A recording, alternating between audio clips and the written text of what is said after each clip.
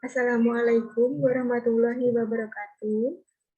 Nama saya Weni Enggar Pratiwi, NPM 2190 1092001. Saya dari Fakultas Ilmu Administrasi, Prodi Administrasi Bisnis, Universitas Islam Malang.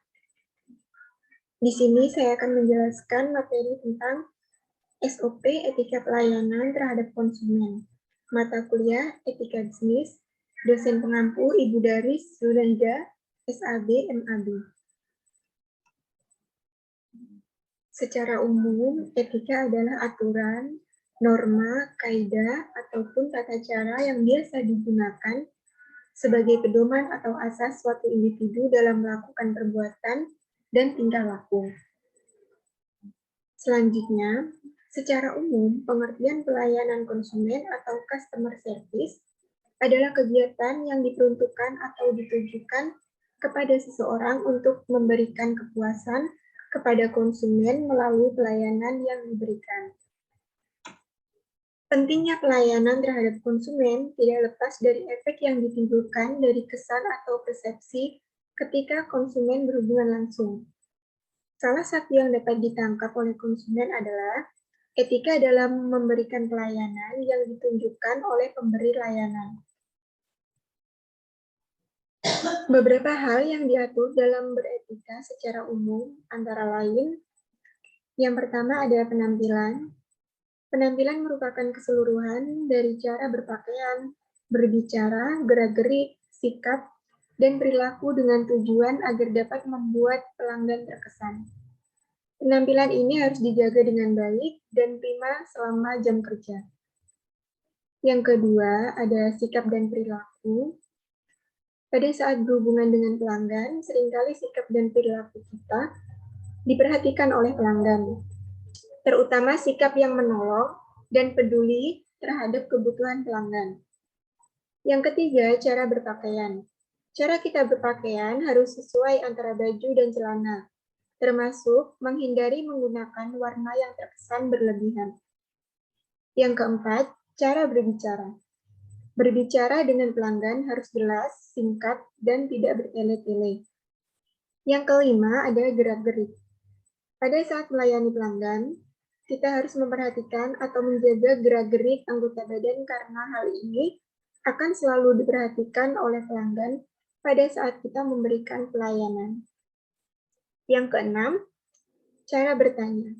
Dalam memberikan pelayanan, kita harus mengetahui sifat-sifat pelanggan yang berbeda-beda, terutama dalam hal bertanya kepada pelanggan. Bila pelanggan pendiam, maka karyawanlah yang harus proaktif untuk bertanya atau memulai pembicaraan sehingga pelanggan mau berbicara. Sedangkan bila pelanggan yang banyak tanya, sebaiknya karyawan mendengarkan dengan baik dan menjawab dengan baik pula. Dalam mewujudkan etika yang baik dalam memberikan pelayanan dipengaruhi oleh dua faktor. Jadi yang pertama adalah faktor manusia yang memberikan pelayanan tersebut. Maksud dari manusia di sini adalah karyawan. Faktor yang kedua, dalam memberikan pelayanan yang terbaik juga harus diikuti oleh tersedianya sarana dan prasarana yang mendukung kecepatan, ketepatan, dan keakuratan pekerjaan.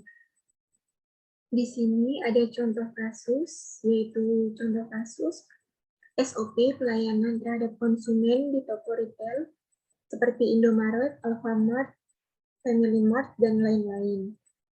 Jadi di dalam contoh kasus ini ada 5 SOP yang diterapkan dari toko retail tersebut yang saya sebutkan.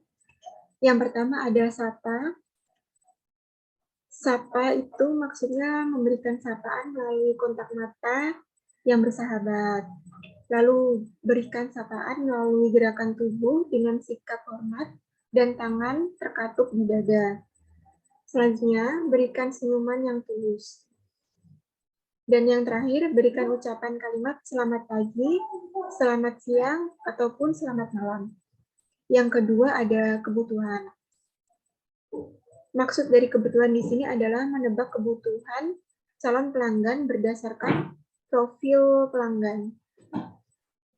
Sebaiknya tidak mengatakan, cari apa Bapak, Ibu, atau Saudara, tetapi mengatakan, ada yang bisa saya bantu Bapak, Ibu, atau Saudara. Selanjutnya yang ketiga ada demo, yaitu memperlihatkan produk yang baik, memperagakan produk dengan menarik, mempersilahkan calon pelanggan memegang produk, memperlihatkan kelebihan dan fungsi produk, dan yang terakhir, gerakan tangan ikut berbicara sepenuhnya. Yang keempat ada tutup.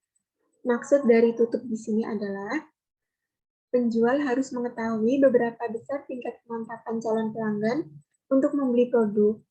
Karena itu, penjual harus mampu memotivasi calon pelanggan tersebut ke arah transaksi. Yang kedua, mengajukan pertanyaan-pertanyaan kepada calon pelanggan yang dapat mempercepat pengambilan keputusan pembelian. Dan yang kelima, tanya. Maksudnya, konfirmasi dilakukan kembali untuk mempertegas jadi atau tidaknya calon pelanggan melakukan pembelian.